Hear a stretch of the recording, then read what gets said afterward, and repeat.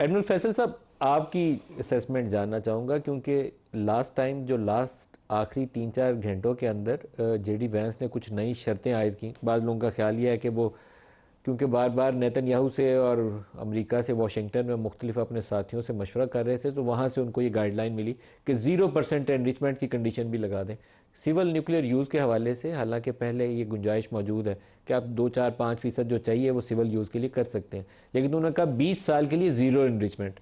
तो आपकी तवक्कुआत क्या है? बात आगे बढ़ेगी इस मसले के ऊपर? फ्लेक्सिबिलिटी दोनों दिखाएंगे या अटकाव फिर आएगा? नदीम साहब, बहुत शुक्रिया मुझे प्रोग्राम में लेने का। जो मेरी अंडरस्टैंडिंग है ना, उसमें मैं थोड़ा सा आपको डिस्क्राइब करना चाहता हूँ कि दोनों की डिमांड्स में फ़र्क क्या है। देखिए, ईरान की जो भी डिमांड्स हैं वो मुझे ये लगता है कि किसी न किसी इंटरनेशनल फ्रेमवर्क के अंदर रहते हुए हैं, यूएन चार्टर के अंदर रहते हुए हैं, एनपीटी के फ्रेमवर्क के अंडर रहते हुए हैं, United Nations Convention on the Law of the Sea के अंडर रहते हुए हैं। तो वो चाहता है कि किसी न किसी इंटरनेशनल फ्रेमवर्क के अंदर रहते हुए हम कोई मुआहदा करें अमेरिका के साथ। अच्छा, वो कहता है कि एनपीटी उसको इजाज़त देता है कि आप 20% तक एनरिचमेंट कर सकते हैं सिविल न्यूक्लियर पर्पसेस के लिए।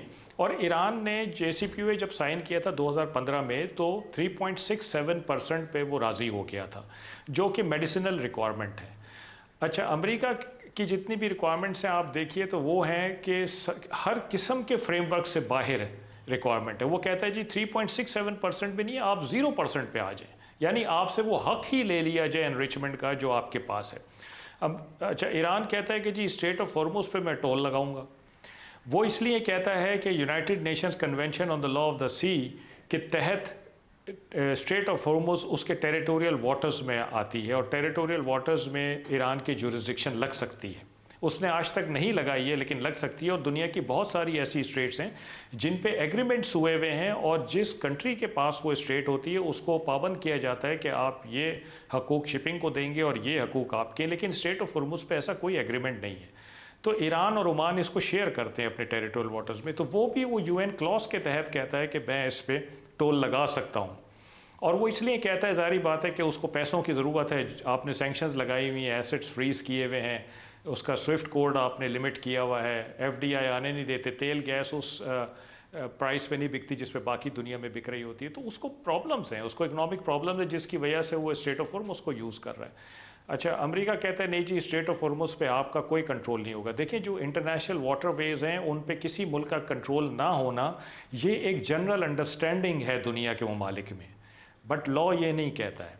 अच्छा, ये भी लॉ से बाहर है। फिर अमेरिका कहता है आप अपने बैलिस्टिक मिसाइल की जो रेंजेस हैं उनको लिमिट कर दें।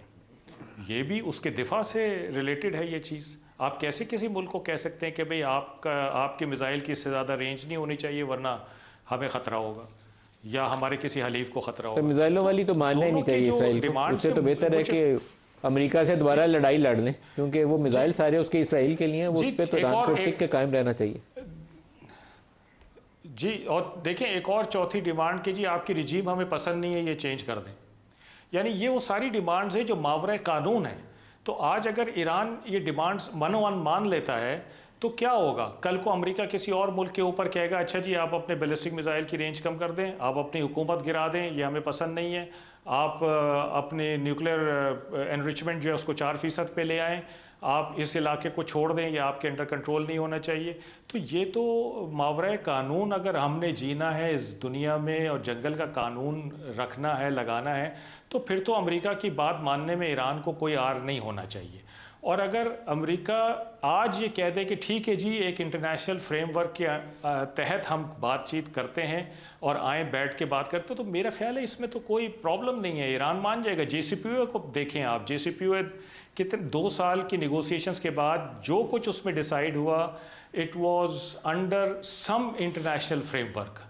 वो यूएन चार्टर था, वो एनपीटी था, जो भी था उसमें किसी ना किसी इंटरनेशनल फ्रेमवर्क के तहत वो कवर होता था। लेकिन ये डिमांड्स तो सारी कोई कवर ही नहीं होती हैं। तो मेरा ख्याल है बेटर दुरुस्त है, सेंस विल दुरुस्त है। Prevail on both sides. और अमेरिका मेरा ख्याल है वैसे बहुत ट्रंप ज़्यादा साहब सर फ्रस्ट्रेटेड किसी है। आपने इंटरनेशनल कभी लॉ के किसी तहत आजकल ऑपरेट नहीं कर रहे। वो जिसकी लाठी उसकी भैंस के जी असूल के जी ऊपर ऑपरेट कर रहे यही हैं। खतरा है, वेनेजुएला के वो प्रेसिडेंट को उठा के यही ले गए हैं, खतरा है। उनके तेल के ऊपर कब्जा कर लिया है। यूरोपियंस को कह रहे हैं ग्रीनलैंड छोड़ दो, नहीं तो मैं आके खुद कब्जा कर लूंगा। तो ही हिज अप्रोच इज जी नॉट जी कन्वेंशनल, वो कब्जा करने वाली अप्रोच है उनकी, धौंस और धांधली वाली। जी जी, तो ये यही खतरा है बेसिकली। और ईरान अगर घुटने टेक देता तो फिर बाकी मुल्कों को तैयार रहना चाहिए कि अमेरिका किसी के ऊपर भी तैयार कोई रहना भी चाहिए। डिमांड अच्छा, लेकर आ सकता है, कोई भी नैरेटिव बना के जंग कर सकता है। दुरुस्त है।